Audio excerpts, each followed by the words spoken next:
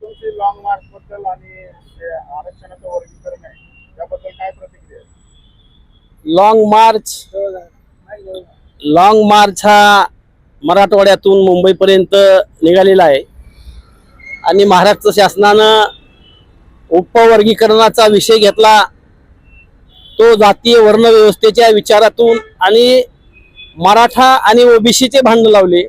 त्याच्यानंतर महार आणि मांग अशी भांडण लावण्याचं काम सुरू आहे।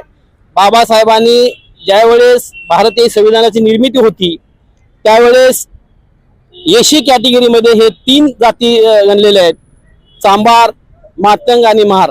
याच्यामध्ये दुरावा निर्माण होऊ नये आणि म्हणून हा एकसंघ राहावा, 59 जाती, तर त्याच्यामध्ये हा सर्व एकसंघ राहावा यासाठी उपवर्गीकरणाला पिंपरी चिंचवड शहराचा अध्यक्ष या नात्याने त्या लॉंग मार्चला मी पाठिंबा देतो आणि त्या उपवर्गीकरणाला मी जाहीरपणे विरोध करतो। आणि याच्या पुढे जर शासनानं आमच्या मागण्या मान्य नाही केल्या तर आम्ही या शहरामध्ये फार मोठं आंदोलन उभा करू उपवर्गीकरणाच्या विरोधामध्ये।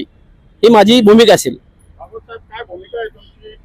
लहुजी वस्ताद यांना अभिवादन करून हा मोर्चा निघतोय, तर खरं तर यांच्यामध्ये फार दुरावा निर्माण होत चाललाय, भांडणं होत आहे, तर आम्ही आता लहुजी वस्ताद यांच्या पुतळ्याला हार घातलेला आहे, तर तुमची काय प्रतिक्रिया आहे या बाबतीत?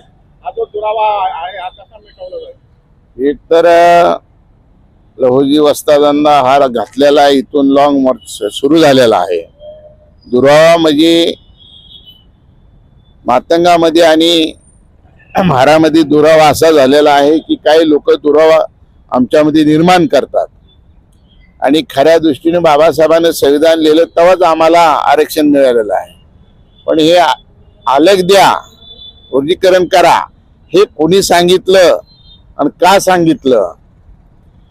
या पद्धतीने जी चाललेलं आहे ती भांडणाचं आता मला वाटतं की 2 गट झालेले आहेत। काही मातंग समाज म्हणतो नको आलंच पाहिजे, नाही पाहिजे आलं, आणि काही जण म्हणतात आलंच पाहिजे।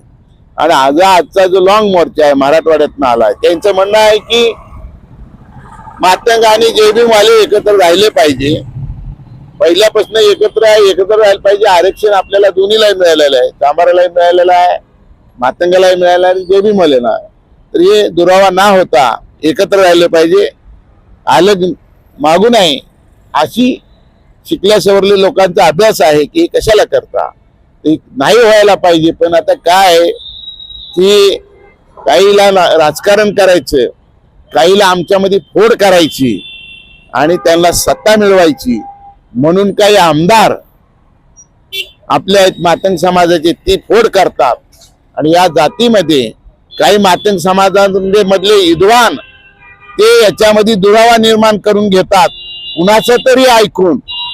आणि मला सांगा ही वाटोळ होण्याचं काम आहे, भांडणं होण्याचं काम हे थांबवलं पाहिजे असं माझं मत आहे। आणि हे जे नाही थांबलं तर असाच दुरावा होईल। मग काही लोक इकडे, काही लोक आता 2 गट आहेत, 3 गट होतील, 4 गट होतील आणि या पद्धतीने ही वादळ फार चिघळलं जाईल। हे थांबवलं पाहिजे। शिकल्या सवरलेले मातंग समाजामध्ये नेते आहेत त्यांनी याच्यावर अभ्यास केला पाहिजे आणि इकडं जयभीम मध्ये बी शिकल्या सवरले याची बैठक, विद्वान लोकांची बैठक लावून ह्याच्यामध्ये सलुका काढला पाहिजे। हे असं व्हायला नाही पाहिजे। जर हे असं झालं तर इतरांना याचा फायदा होणार आहे आणि नुकसान आपली होणार आहे। हे खऱ्या दृष्टीने याच्यावर अभ्यास करणं गरजेचं आहे। मी महाराष्ट्राचा उपाध्यक्ष रिपब्लिकन पार्टीचा आठवले साहेबांचं म्हणणं हेच आहे की एकत्र राहायला पाहिजे समाज, पण आता मागणी करतात त्याला नाईलाज आहे। लोकशाहीमध्ये मागणी करण्याचा अधिकार आहे, पण आता कितपत मागणी केली पाहिजे, अलग नाही व्हायला पाहिजे। पण आता त्यांची इच्छा असेल तर नाईलाज आहे, पण आमची इच्छा आहे एकत्र राहिलं पाहिजे। आपण दोघं भाऊ आहोत, मातंगी आपलेच आहेत, चांभार आपलेच आहेत, अनेक जाती आपल्या, हे आपण सगळे भाऊ आहेत। आपल्यामध्ये ताटातूट होता का म्हणे, एकत्र राहिलं पाहिजे। आमचा याला विरोध आहे आणि वर्गीकरणाला विरोध आहे, एकत्र राहिलं पाहिजे। जे आरक्षण दिलेलं आहे बाबासाहेबांनी ते बरोबर आहे आणि ते बरोबर आहे, याच्यामध्ये ताटातूट करू नका, एकत्र राहा हा संदेश आहे। आणि तर आंदोलन मोठं होईल आणि या सरकारने याच्यावर विचार करावा। या सरकारने याच्यावर विचार करून हे खऱ्या दृष्टीने हे सर्व एकत्र ठेवावं आरक्षण, अशी आमची मागणी आहे. अन्यथा आम्हाला रस्त्यावर यावं लागेल. हे आम्हाला जो मातंग समाज आहे, जय भीम समाज आहे, एकत्र येऊन रस्त्यावर येणार आहे, याची नोंद घ्यावी आणि महाराष्ट्राचं वातावरण चिघळेल अशा पद्धतीचं काय करू नये. मातंग समाज शिकलेला आहे, तो मातंग समाज म्हणते वर्गीकरण नको आहे, आम्हाला ही आरक्षण दिले बाबासाहेबांनी तेच पाहिजे, अशा भूमिका असल्यामुळं याच्यामध्ये बदल होऊ नये. मुख्यमंत्र्यांनी विचार करावा आणि याच्यामध्ये भांडण लावण्याचं काम करू नये.